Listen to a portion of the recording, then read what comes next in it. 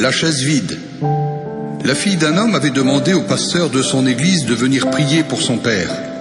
Lorsque le pasteur arriva, il trouva l'homme étendu dans son lit, sa tête soulevée par des oreillers. Il y avait une chaise vide à côté de son lit. Le pasteur, qui pensait que le vieil homme était au courant de sa visite, lui dit « J'imagine que vous m'attendiez ». « Mais non », lui répondit le vieillard. Le pasteur lui répondit « J'ai vu une chaise vide, alors j'en ai déduit que vous saviez que j'allais venir. »« Ah oui, la chaise vide, dit l'homme. Pouvez-vous fermer la porte, s'il vous plaît ?» Un peu gêné, le pasteur ferma la porte. « Je n'avais jamais dit cela à personne, même pas à ma fille, avoua le vieil homme. Mais durant toute ma vie, je n'ai jamais su comment prier. À l'église, j'avais l'habitude d'écouter le pasteur parler de la prière, mais cela me passait au-dessus de la tête. Et j'ai abandonné toute tentative de prière. Jusqu'au jour où mon ami m'a dit, il y a 4 ans, « Jean, la prière, c'est simple. C'est une question d'avoir une conversation avec le Seigneur. Voici ce que je te conseille. Assieds-toi sur une chaise et place la chaise vide en face de toi. Et dans ta foi, vois Jésus assis sur cette chaise vide.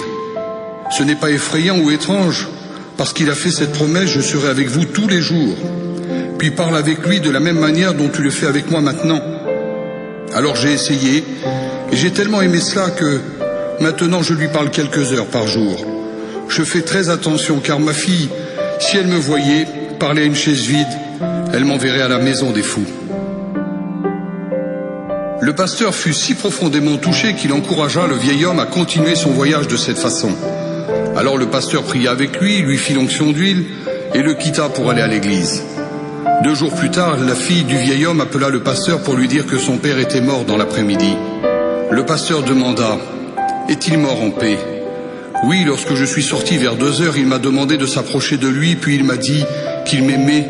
Il m'a souri et il m'a embrassé.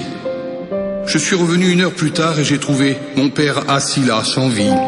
Elle continua et dit « Il y avait quelque chose d'étrange à sa mort. Apparemment, juste avant de mourir, mon père s'est penché et appuyé sa tête sur la chaise vide près de son lit.